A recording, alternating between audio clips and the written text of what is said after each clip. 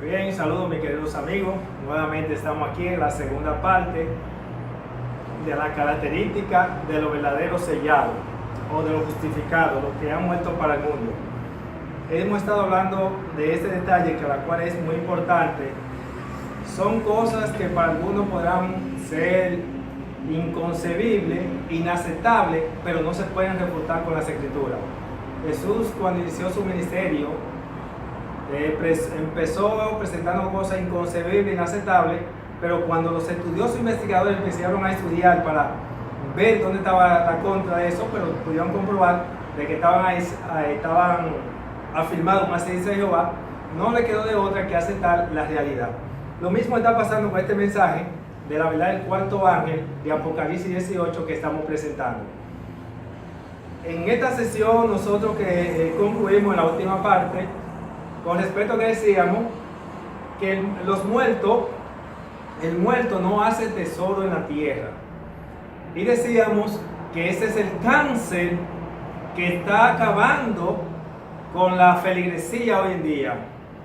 Y lamentablemente, Jesús es nuestro modelo a seguir, y como nuestro modelo, Él no hacía tesoro en la tierra.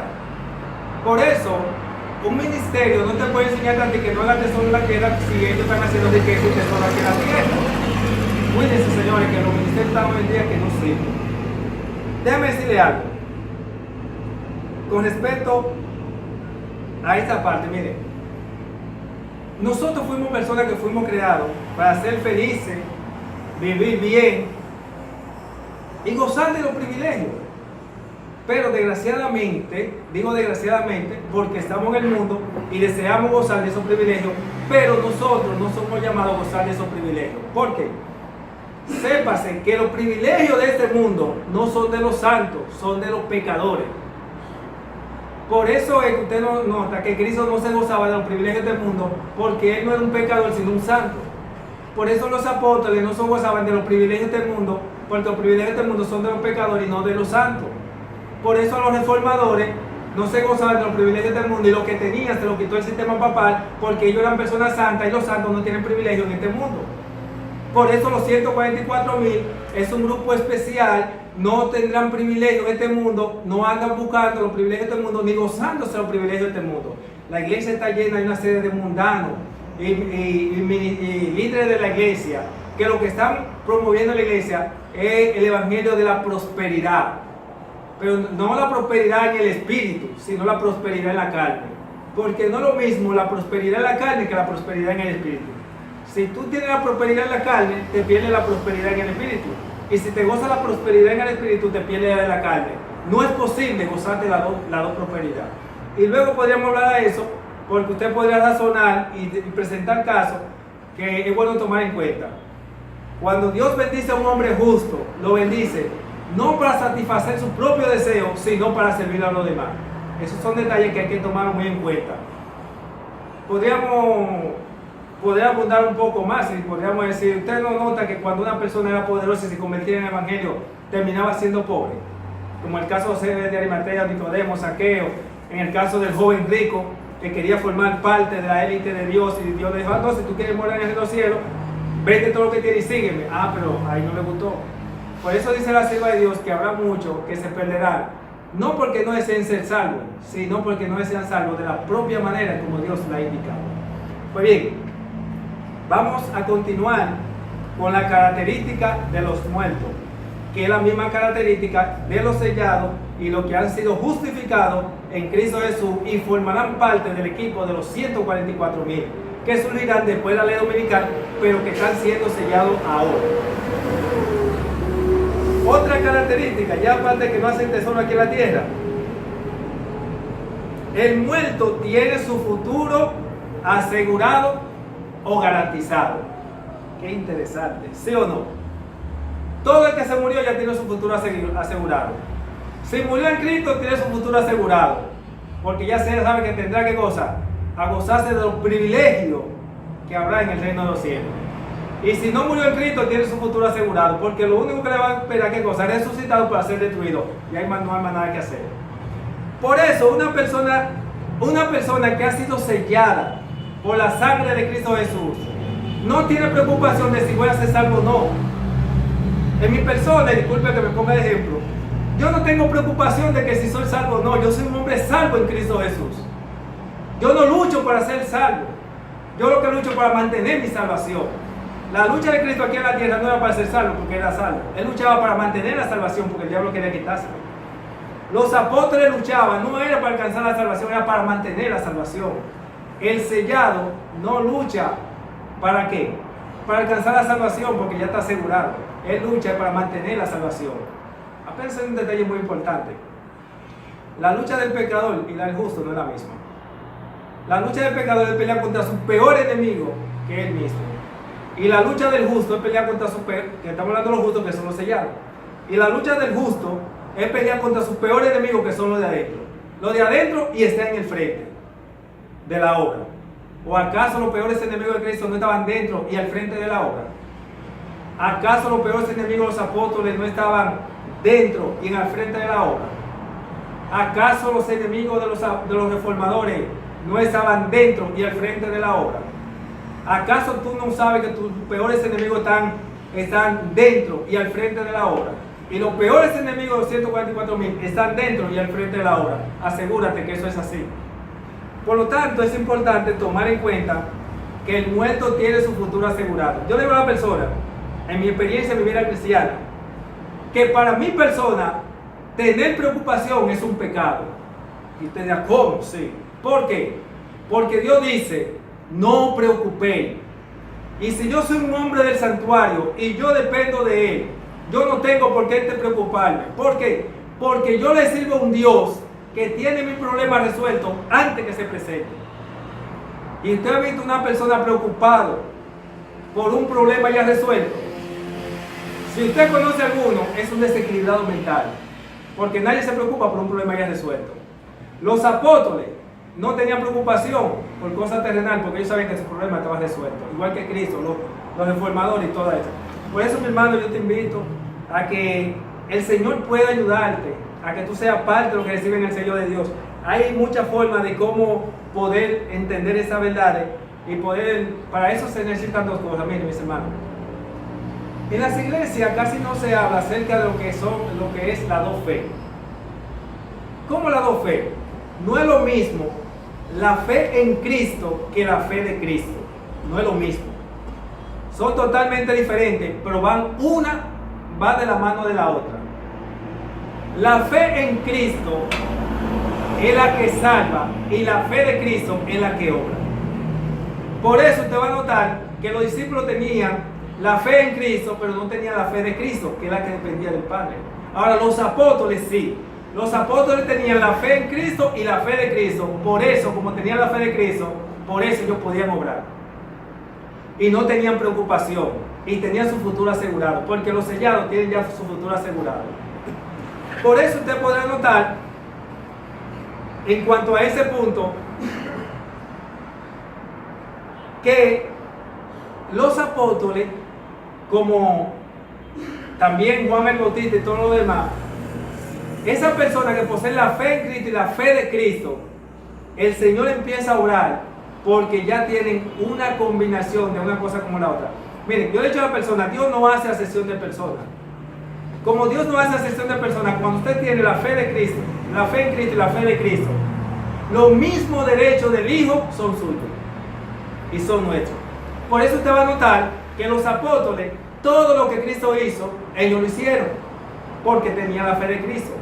Y tú y yo con la fe de Cristo podemos reclamar los mismos derechos porque ambos llegamos a ser primogénitos en Cristo Jesús. Bueno, luego hablaremos más de eso. Otro detalle. Ya mencionamos que el muerto no entra en razón. Ya esa parte la enfatizamos en la primera parte. Decíamos que con los sellados no se entra en razón. Hay que entrar en razón con ellos. Por ejemplo, los fariseos tenían que entrar en razón con Cristo, no Cristo con ellos. Los reformadores no tenían que entrar en razón con los sacerdotes con ellos, porque ellos era lo que estaba malo, era lo que estaba en la carne y no habían sido sellados y no es el medio por el cual Dios actuaba. Otro detalle, el muerto es manso. ¿El muerto qué cosa es? Es manso. Usted como muerto puede hacer lo que usted quiera, ¿sí o no? Lo que usted quiera. Usted lo coge, lo tira, lo puede picar. Usted puede hacer con un muerto lo que usted quiera, porque el muerto, ¿qué? No puede hacer nada. Por eso usted va a notar que Cristo, que era un sellado, porque era un muerto, Cristo era un muerto porque era un sellado de su muerto, era manso y se dejaba hacer cualquier cosa. Por eso los sacerdotes impíos hicieron con los apóstoles lo que quisieran, porque los muertos son mansos. Por eso los sacerdotes de la Iglesia Católica hicieron de los reformadores lo que les dio la gana. ¿Por qué? Porque el muerto es manso. ¿Usted ha visto un muerto rebelde? No. Por eso Cristo no era rebelde, ni los apóstoles. Y esa no es lo mismo la rebeldía en la carne que la rebeldía en el espíritu. Cristo era rebelde en relación a lo que tenía que ver con relación al cielo, pero con lo terrenal, no. Hay una característica que podemos resaltar, que está ahí dentro y quiero aprovechar ahora. El muerto no tiene derecho en esta tierra. ¿Usted ha visto un muerto con derecho? El muerto no tiene derecho. Por eso Cristo no reclamaba derecho en esta tierra, porque Él era un muerto. Los apóstoles no reclamaban derecho porque ellos sabían que no eran de este mundo, y los que no son de este mundo no tienen derecho. Los reformadores no tenían derecho. Tú sabes la riqueza que posee el sistema papal, que se convirtieron en unos ladrones, le robaron a los reformadores fortuna, y hoy en día ese sistema que puede eliminar 2 veces o 3, según hacen algunos estudiosos y que han hecho encuestas, puede eliminar 2 o 3 veces la riqueza del mundo y no le afecta su riqueza. Pero esa riqueza lo tuvieron de dónde? De esos grandes hombres, millones de cristianos que el sistema papal mató y enterró, porque el muerto nada más sirve para enterrarlo. Como el muerto más sirve para enterrarlo, por eso lo enterraron. Es serio lo que estamos diciendo, mis queridos amigos y hermanos. El muerto no tiene derecho. Por eso los 144,000 tienen que tener una mente preparada y entender que tú y yo no tenemos derecho en este mundo y que nuestros derechos nos van a ser negados. Por eso los 144,000, después de la ley dominicana, no tendrán derecho. Hay personas que vienen reclamando sus derechos. Mis hermanos, préndase ese detalle. Usted y yo, si usted de los sellados no tiene derecho, los cristianos en la carne son los que vienen reclamando sus derechos. Mis hermanos, es un detalle importante si usted quiere ser los 144,000, pero es la característica de los verdaderos sellados. Otra característica: hay muertos con familia y sin familia. ¿Cómo explicamos esa parte? Ahora vamos a hacerlo de esta manera. Usted no ha visto personas que aparecen muertos en la calle y no hay quien los recoja, ¿sí o no? Ese muerto no tiene familia. Pero hay otros que cuando mueren por ahí en la calle o pasó algo, nada más lo vieron y una vez están llamando, ¡oh, fulano! Y nadie viene en la familia y lo recoge. Miren, hay 2 clases de sellados. Son sellados ambos, pero tienen privilegio. Yo le voy a hacer una pregunta. Como Moisés, ¿quién había? Moisés, que es el fundador, vamos a llamarlo así, de el primer pastor del mundo, Israel. Hemos hablado que Israel tiene 7 etapas y termina con una Laodicea. La iglesia apostólica tiene 7 etapas y termina una Laodicea. Y el adventismo tiene 7 etapas y termina con una Laodicea. Y la iglesia de los 144,000. Moisés era un sellado único en su clase. Y si no, dígame, ¿quién era como Moisés? Ahora bien, Aarón era único en su clase. Más sin embargo, los sacerdotes, que son personas selladas, son muertos, porque en ellos se aplica todo esto, pero había una diferencia. Los sacerdotes eran un equipo, ¿sí o no? Pero el sumo sacerdote no era un equipo, era único en su clase. Y déjeme aclarar esto. Hay personas que están erradas, porque mencionamos que los sellados no tienen ni jefe ni líder. Y hay personas que están equivocadas, que creen que Moisés era el sumo sacerdote porque era el jefe de los otros sacerdotes, y no es así. Aarón era sumo sacerdote. No era porque era el jefe de los otros sacerdotes, sino porque era quien tenía el privilegio, el único, de entrar al lugar santísimo. Por eso. Pero cada sacerdote era semejante al equipo apostólico. que los apóstoles no tenían jefe ni líder, y entre ellos mismos uno no era jefe del otro. Cada uno estaba ocupado en su oficio y sabía lo que le correspondía. Y si no lo hacía, tenía que verse con el dueño de la iglesia. Otra pregunta. Muerto sin familia. Ya mencionamos muerto con familia. Muerto con sin familia, como Moisés no había uno y como Aarón no había uno. Más sin embargo, muerto con familia es el equipo sacerdotal, porque era un equipo y era formado por una familia, un grupo. Ahora, en el segundo pastor del mundo, Iglesia Apostólica, ¿quién era como Cristo? Cristo, como cabeza del fundador de la Iglesia Apostólica, era único en su clase y no había otro. Ahora, muerto con familia, el equipo apostólico. Observen, Cristo venía haciendo el papel de lo que era Aarón, y los apóstoles hacían el papel de lo que representaban la élite del equipo de los sacerdotes. Como Cristo no había uno, era un muerto sin familia, porque era singular, único. Y muerto con familia era el equipo de los apóstoles, pero que entre ellos mismos uno no era jefe del otro, como tampoco entre los sacerdotes uno no era jefe del otro. Y Cristo se presenta único. Ustedes van a notar incluso que cuando estaban los apóstoles, Cristo incluso no estaba entre ellos, sino que estaba ¿dónde? Ya estaba en el cielo.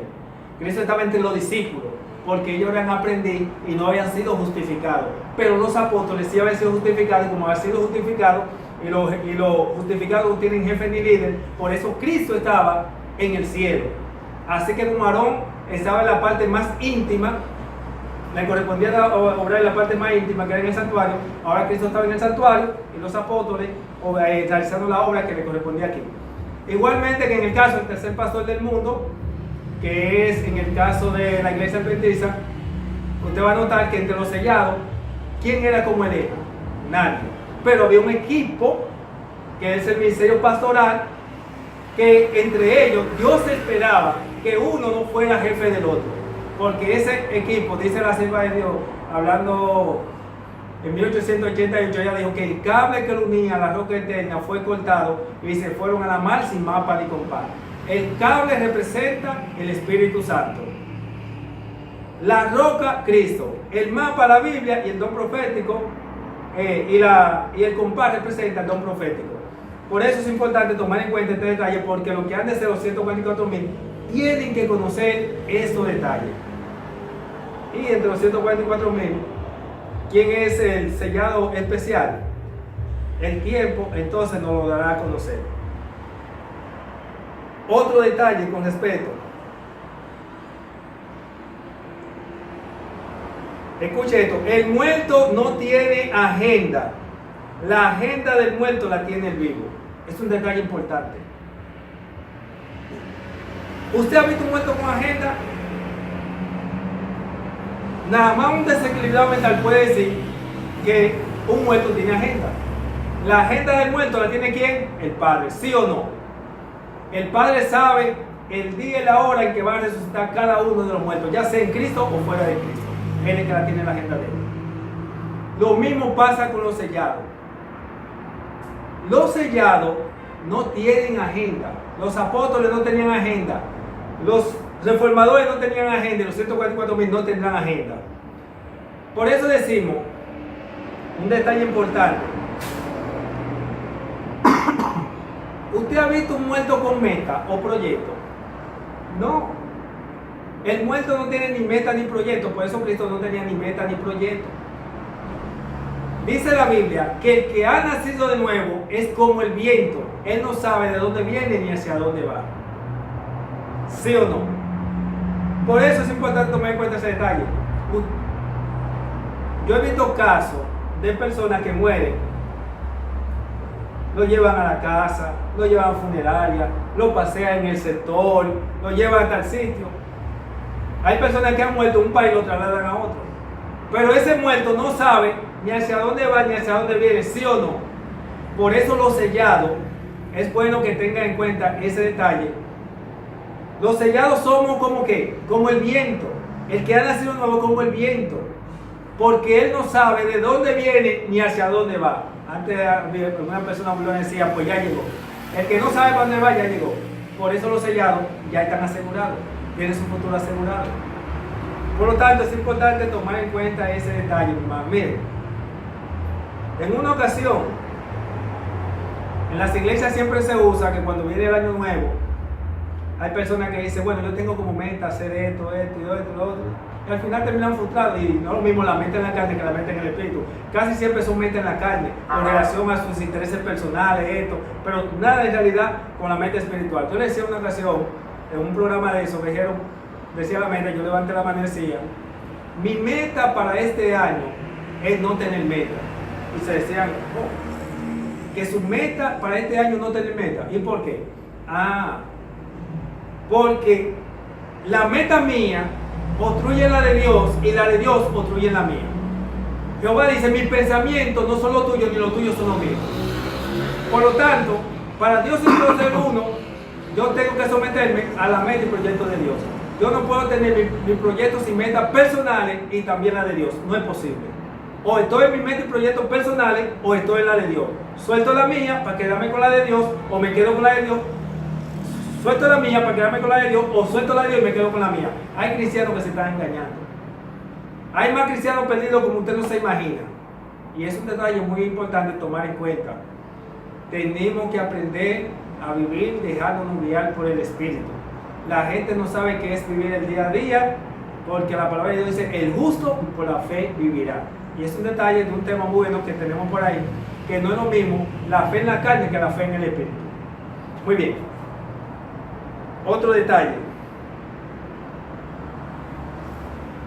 El muerto atrae y tiene seguidores. ¿Es cierto, sí o no? Observe que cuando una persona muere, de una vez te ve que hay un grupo de gente que van ahí. Y cuando van a enterrar un cadáver, un muerto, ¿cuántos seguidores tiene ese muerto, sí o no? El muerto, ¿qué cosa? Tiene seguidores y atrae. Mire, la persona que son selladas por Dios, la persona justificada, la persona que está muerta, recuerde que hablar de un muerto, de un sellado y una persona justificada es lo mismo. Son personas que inconscientemente atraen y tienen seguidores. Inconscientemente, porque el muerto no está consciente de su situación. Ahora vamos a hacer la pregunta. Como la figura del muerto se aplica a los seguidores, a los justificados, vamos a hacer una pregunta. ¿Cristo atraía sí o no? Sé que su respuesta es que sí. ¿Tenía seguidores? Sí. O sea, Cristo atraía y tenía seguidores. ¿Y los apóstoles? Los apóstoles atraían y tenían seguidores. ¿Y los reformadores? Ay, Martín Lutero, cuando uno ve esos reformadores. Aunque sea por curiosidad, pero usted notaba que esa gente atraía y tenía seguidores. Igualmente, los 144,000 es un equipo de hombres que atraerán y tendrán seguidores. Cuando usted es una persona que no atrae por lo que Dios ha puesto en usted y tiene seguidores, hay problemas serios. Y no es porque usted lo busque, eso lo pondrá Dios en usted. Los sellados son personas que, así como el muerto está inconsciente de su situación, pero tienen jefe y seguidores, los sellados son personas que tienen jefe y seguidores, y no porque ellos mismos lo buscaban, sino que es algo natural que surge en ese tipo de personas.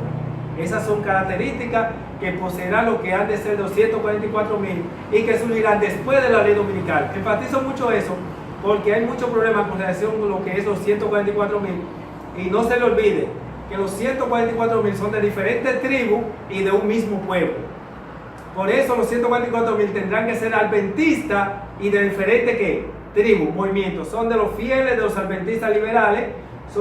Hablo de los adventistas de primera generación, antes de la Primera y Segunda Guerra Mundial. Los fieles de las dos reformas, los fieles de esos movimientos, que Dios lo está sellando y que surgirán después de la ley dominical, y Dios confirmará su equipo por medio del derramamiento de la lluvia tardía. Detalle muy importante que usted tome en cuenta eso.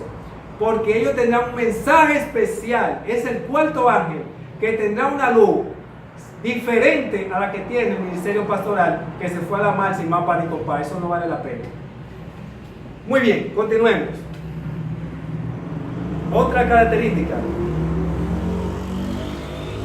Ya nosotros creo que hablamos sobre eso. El muerto solo puede ser empleado. El muerto no cuenta con nadie. Usted no ha visto un muerto contando con nadie, ¿verdad que no? Claro que no. Y yo sé que usted sabe que el muerto, ¿con quién va con tu muerto? Un muerto muerto. Cristo, que un sellado por excelencia, no contaba con nadie, dependía solo del Padre. Por eso la Biblia dice, maldito el hombre que confía en otro hombre. Los apóstoles no contaban con nadie, porque el muerto no cuenta con nadie. El sellado no cuenta con nadie. Recuerda, cuando hablamos de un muerto, estamos hablando del sellado. Los sellados no cuentan con nadie, ni los muertos cuentan con nadie. Los reformadores, Martín Lutero lo que hacía, lo hacía atento a él, solamente dependiendo del Padre. No contaba con nadie. Todo hijo de Dios siempre está solo. Recuerde eso. Los hijos de Dios siempre están ¿qué? Solos en relación a lo terrenal. Y si no, vemos el ejemplo de Elías. ¿Se acuerdan de Elías? Elías estaba solo. ¿Sí o no? Porque Elías es un sellado, muerto. Esta característica que estamos mencionando, usted la estudia cuidadosamente, se la aplica a cualquier santo de la Biblia, ya sea del Antiguo, del Nuevo Testamento o de nuestra era, de lo que ya conocemos como son los reformadores, y usted se da cuenta que encaja perfectamente, y esta es la característica que Dios espera que usted y yo poseamos para formar parte del ministerio que Dios ha de usar para proclamar el mensaje final o el fuerte pregón. Otra característica: el muerto está suave al principio, pero al final se pone duro. Ay, ay, ay. Este detalle es importante. Usted no ha notado que cuando una persona muere, ese cadáver se ve suave. Y luego, ¿cómo está? Duro. Inconmovible. Eso no lo mueve, se pone, ya usted sabe. Observe eso. Cristo era un hombre que estaba como, inició su ministerio suave, tranquilo. Pero hubo un momento que se puso duro. ¿Se acuerdan cuando él dice el deseado a toda la gente que por 2 ocasiones Jesús entró al templo? Y ya usted sabe lo que pasó, usted conoce la historia. Por 2 ocasiones. Cuando usted se lee el deseado a toda la gente, es un capítulo que se titula En su templo. Y hay otro capítulo que está en la 500 y pico que se titula La purificación del templo. En ese capítulo, la sierva de Dios presenta que Cristo por 2 ocasiones realizó esa acción que usted conoce de cuando Jesús entró en el templo. Incluso los sacerdotes en la primera ocasión se mandaron, y cuando se mandaron pensaron y dijeron, vean, ¿por qué nosotros no estamos mandando? Esto nunca más vuelve a pasar. Y cuando ellos pensaron eso, entonces el Señor vino y lo humilló y se dio por segunda vez, ya usted sabe. Por ejemplo, el muerto, ¿qué cosa dijimos? Es suave al principio, pero luego se pone duro. Usted se acuerda cuando en una ocasión Pedro le dice, Señor, pero se han ido todos. Tuvo que hablar de duro. Pero Jesús le dijo, ¿y ustedes quieren irse? Los sellados son personas que son flexibles, pero también tienen su momento que se pondrán duros, porque estamos en un conflicto, y el conflicto requiere, ¿qué cosa? Firmeza.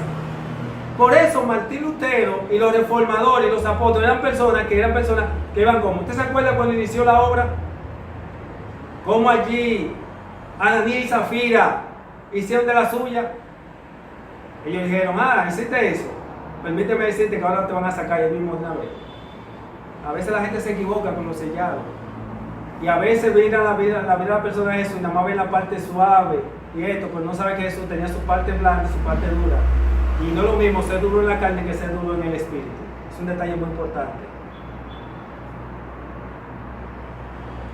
Esa característica, ya sabe, 144.000. Otra característica.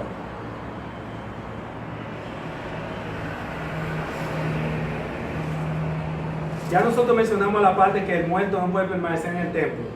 Por eso los fieles siempre terminan fuera del templo. Muy bien. El muerto no prospera ni avanza. Eso es algo lógico. ¿Usted ha visto un muerto prosperando y avanzando? Cuando una persona se murió, primero está frío, está calentico, luego frío y luego se pudre. ¿Sí o no? O sea, el muerto no prospera ni avanza. Porque usted entiende que la prosperidad del muerto está en ¿qué? En volver a la vida. Y cuando usted ve el muerto, cuando la gente se muere, ¡ay, fulano, ay! Y lo están llorando con la esperanza de que ya lo ve, pero ¿qué va? No hay esperanza. No prospera.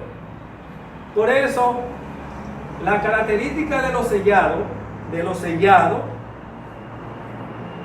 a través de toda la historia, no importa el tiempo, usted verá, esa gente no prospera ni avanza. Dígame, usted ve a Cristo prosperando y avanzando en las cosas terrenales. Recuérdense que estamos hablando de la figura del muerto en relación a lo terrenal. Los sellados, estamos hablando comparando sus características del muerto con relación a lo terrenal. Usted ve personas en la iglesia de que usted lo ve avanzando y prosperando y creciendo en lo concerniente a lo terrenal, pero concerniente a lo que tiene que ver el plan divino, están como más para atrás. Y creen que hay personas que están en la iglesia y el diablo lo está bendiciendo para asegurar su alma y hacerle creer que están salvos en Cristo Jesús. Apréndase un detalle, mi hermano, mire. Cuando Dios bendice a un hombre justo, lo bendice para servir a los demás, no para satisfacer su propio deseo, ni hacer ni riqueza ni tesoro en esta tierra. Hay impíos en la iglesia que dicen, pero Abraham era un hombre próspero. Y yo le digo a ellos, no te apures, no te olvides que Abraham era de tiempo patriarcal y no había ley escrita. Y dice la Biblia que los que sin ley vivieron, sin ley serán juzgados, y los conforme a la ley tuvieron van a ser juzgados. Y la ley vino de Moisés para acá. Y segundo, sépase, Abraham no era un hombre que vivía concentrado en la cosa terrenal. Esas bendiciones llegaban de manera circunstancial. Y déjame decirle algo para ese tipo de impíos que están dentro de la iglesia, promoviendo el evangelio de la prosperidad. Es importante usted tomar en cuenta que la bendición del justo viene de manera circunstancial, no viene como fruto de años y estudio, viene de esfuerzo y estudio personal. Usted no se va a encontrar en un caso, y cuando Dios lo bendice, vuelvo y repito, es para servir a los demás y no para estar haciendo tesoro en la tierra. O el caso de Job, era de manera circunstancial que venía esa bendición. La Biblia dice de él que él era los ojos del ciego, la mano del manco, los pies del cojo. Dice que él era el amparo de la viuda, porque para eso Dios bendice a ¿quién? Al justo. Hay muchas cosas que podríamos hablar con respecto a esa parte, pero no te olvides que tú y yo seremos juzgados no conforme a la luz de los tiempos patriarcales, sino conforme a la luz de la era cristiana. Porque te voy a hacer una pregunta a ti. Si eres de los que anda promoviendo el evangelio de la prosperidad dentro de la iglesia, ¿qué es lo que está haciendo el ministerio pastoral?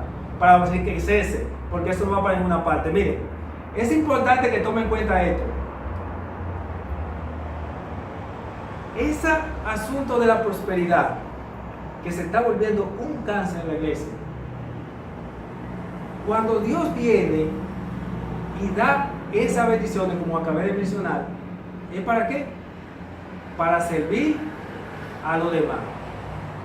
Yo le he dicho a las personas, miren, ténganse cuidado, porque eso está acabando. Y tú serás juzgado conforme a la luz de la era cristiana. Dime, ¿quién vivió más cerca de Cristo? ¿Abraham o los apóstoles? ¿Por qué tú en vez de tomar el ejemplo de Abraham o de Job, que era los tiempos patriarcales de aquel entonces, y José, que era los tiempos patriarcales, los tiempos que no había luz, y esos hombres no vivían para vivir vida luctuosa, no te tomes el ejemplo de los apóstoles que vivieron más cerca de Cristo? ¿Por qué tú no te comparas y mira la vida de los reformadores que vivieron más cerca de la era de los tiempos de Cristo, la era cristiana, que ese entonces? Los impíos de la iglesia ignoran a la vida de los que vivieron más cerca de Cristo para justificar su propio pecado. Tome en cuenta ese detalle, mis hermanos, y yo espero que tú seas no de los que estén promoviendo la prosperidad del mundo, sino que promueva la prosperidad del cielo. Y recuérdate, el que prospera en la carne no tendrá prosperidad en el espíritu, y el que prospera en el espíritu no tendrá prosperidad en la carne, porque nosotros hemos sido llamados a vivir una vida estando sobre el altar y tomar la cruz. En la iglesia no se habla de qué significa estar sobre el altar, estar sobre la cruz. Y antes de pasar al próximo paso me hiciste algo. Y yo me sorprendí cuando el Señor me reveló esto. Se sobreentiende que el camino ancho es el mundo y el camino estrecho es la iglesia. Pero ahora la cosa se ha invertido. Porque ahora hay personas dentro de la iglesia caminando el camino ancho dentro de la iglesia. Eso era el joven rico. El joven rico estaba caminando en el camino ancho dentro del pueblo. En la iglesia hay una serie de mundanos que están, ya usted sabe, en su gloria, pensando que van a gozar la gloria de este mundo y también la del cielo. Yo tengo pena así de ellos. Yo espero que con tiempo tú sepas lo que va a hacer. Hay personas que están esperando que llegue la ley dominical para ellos prepararse. La ley dominical será el fin de lo que ya son sellados. Este es el tiempo que tú tienes que ponerte lo que tienes que ponerte, si eres de eso. Quiere el Señor que esto no quede en el vacío. Pero vamos a continuar. Otra característica de los sellados. Ya mencionamos que el muerto como el viento. Aquí está el muerto como el viento, no sabe dónde viene ni hacia dónde va. Ya hablamos de eso. Ay, este punto sí es fuerte. Yo sé que a los pastores les gustaría la primera parte, pero la segunda no. ¿Usted ha visto un muerto diezmando? Cuando unas personas se van, ¿se lleva el 10 y deja el 90? ¿O se lleva el 90 y deja el 10? El muerto no diezma. Permítame decirle que el diezmo se le exige a los pecadores, pero no a los justos, a los sellados. A los sellados se les exige que lo dé todo. ¿Qué yo le dije? El diezmo se le exige a los pecadores porque el diezmo fue instituido para desarraigar el egoísmo del corazón. Y se espera que a través de ese egoísmo, desarraigándolo, usted termine dándolo todo. Por eso el diezmo se le exige al pecador y no a los justos. A los justos se les exige que lo dé todo. Vamos a ver. Cristo dio una parte o lo dio todo. La gente que está sobre el altar lo da todo. Y yo sé que esta parte le encantaría a los pastores. ¿Sabe una cosa? Los apóstoles, usted no ve que el ministerio pastoral no diezmaba. Ellos lo daban todo, porque eran personas que ya habían sido justificadas, y el que ha justificado está muerto, y el muerto tiene su futuro asegurado. Los reformadores lo daban todo, y los 124,000 lo darán todo. Ahora déjame decirte algo, para que no vayan a aprovecharse de esto que estoy diciendo, sobre todo el ministerio pastoral. Ataco mucho eso porque es un cáncer. Ya eso es fuera mal sin mapa ni compa. Mire, el ministerio pastoral es la que menos ejemplo da porque está haciendo riqueza y tesoro en esta tierra y están en pecado. Porque Dios no lo mandó a ellos a hacer riqueza ni tesoro, a estar como el sistema papal. El sistema papal tiene riqueza y tesoro y el sistema pastoral también. Y cuando hablo de pastores, estoy hablando tanto del ministerio pastoral adventista como el ministerio pastoral protestante o religioso por ahí afuera. Están en lo mismo, corrompidos todos. Déjame decirte algo. En el ministerio pastoral sufren de trabajar la mente del miembro de iglesia. Le dice, no, da el diezmo, no te apures, que si no, a quien Dios le va a pedir cuenta a nosotros, no a ti. Mentira del diablo eso. Usted es un mayordomo y Dios le pedirá cuenta a usted, que es a usted que Dios le da bendición. Y si usted sabe que usted está dándole el diezmo, usted sabe que esas personas no están haciendo el uso debido, usted se lo está dando, Dios le pedirá cuenta a usted, porque Dios lo juzgará a usted conforme a la luz que usted haya recibido. No se le olvide ese detalle. No es un secreto para nadie que Elena de White, nuestra historia denominacional, Elena de White, el diezmo, como el ministerio no lo estaba usando correctamente, ella tomó el diezmo y ella misma lo estaba empleando para darle el uso debido, pero claro, a dárselo a ministros que no estaban siendo pagados. Pero hay un detalle que los pastores no te lo van a decir, y esto es tan cierto como que 2 más 2 son 4, y a mi Dios lo pongo por testigo. Hubo un grupo de hermanos que se acercaron a la sierva de Dios y le dijeron, mire, nosotros traemos nuestro diezmo para que usted lo use, para que usted le dé el uso debido, y si usted no le da el uso debido, nosotros lo vamos a emplear. ¿Y sabe qué pasó? La sierva de Dios tomó el diezmo de ellos, lo tomaba y lo empleaba para darle uso debido, y ella no lo reprochó.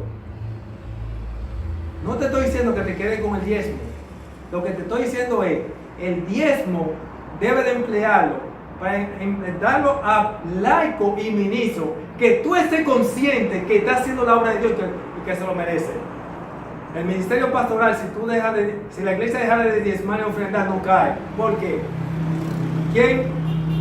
¿Quién trabaja o administra lo que se llaman los colegios? El ministerio pastoral. ¿Quiénes administran las entradas de las universidades que tiene el ministerio pastoral? Son los pastores, no de nadie más. ¿Quiénes son los que administran lo que se llaman los colegios y ese tipo de cosas? Es el ministerio pastoral. ¿Quiénes ministran las empresas y todo eso? El ministerio pastoral. Ese ministerio está sólido. ¿Me diezme o no diezme la iglesia? Pero en la iglesia siempre habrá una serie de ignorantes que siempre se van a dejar manipular, no entenderán que la palabra de Dios presenta, que Dios toma a la persona común del pueblo, lo ha de preparar y Dios demostrará que no depende de gente dota, de personas dotas, engreídas y vanidosas, lo expresa la sierva de Dios a sí mismo. Estamos en tiempos delicados. Déjate guiar por el Espíritu Santo y que tú puedas realmente dejarte guiar y que tú puedas ser de aquella persona que cuando el Señor te pida cuenta puedas salir victorioso porque usaste las bendiciones que Dios te dio en el canal correcto. Vamos a continuar con más detalle con respecto a esta parte. Pero Dios te sabe que el diezmo se le exige a los pecadores y a los justos se exige que lo dé todo. Otro detalle. Hablamos de que el problema del muerto solo uno lo puede resolver. ¿Quién puede resolver el problema del muerto? Nadie. Por eso es importante tomar en cuenta ese detalle, que el problema del muerto solamente uno lo puede resolver, y es ¿quién? Dios. Por eso en los problemas de los sellados, de los justificados, solamente uno puede resolver, que Dios. Por eso Jesús estaba confiado, él sabía que su problema solamente el Padre podía resolver. El problema de los apóstoles solamente el Padre podía resolver. El de los reformadores y de todo aquel que depende enteramente de Dios, solamente Dios puede resolver el problema de ellos. Mis queridos amigos, tenemos más detalles que presentar con respecto a las características de los sellados. Me han hecho la seña de que ya se ha cumplido el tiempo, porque quedamos de hacerlo entre 40 y 45 minutos para que no sea muy tedioso y cansar a la persona que esté mirando el video. Yo espero que el Dios del cielo te pueda bendecir grandemente. Es un mensaje para el cual te estamos presentando para que tú formes parte de esta iglesia sin salirte de la tuya. Porque si te va a pecar, pero si te queda callado, también por igual. Usted no fue llamado para ser miembro de banco. La persona que lee la Biblia y el don profético en las iglesias son personas que están siendo vigiladas. Lo tienen a un lado y no hay que dar participación. ¿Y sabe por qué eso pasa? Porque la cizaña está compuesta por la mayoría. Y recuerda que tus peores enemigos están dentro y en el frente, porque los peores enemigos de Cristo estaban dentro y en el frente. Los peores enemigos de los apóstoles estaban dentro y en el frente. Los reformadores también, y los 144,000 que están siendo elegidos. Quiera el Señor que tú puedas reflexionar esto. Alza tu voz en cuello. No permita que estas cosas que están pasando en la iglesia sigan sucediendo. Dios te llamó para que hoy en día tú seas uno de los reformadores de la iglesia y no uno de los que te haga cómplice. Porque si tú estás en la iglesia y te quedas callado ante todas las cosas que están pasando, tú te haces cómplice y te hará partícipe de los juicios de Dios que le ha de caer a ese ministerio. Dios te pueda bendecir grandemente. Les recordamos nuestro número 809-283-8954 para invitación y para dar respuesta a muchas preguntas que usted podría tener con relación a este tema o a algunas inquietudes extras. Dios te guarde y que la paz del cielo sea contigo.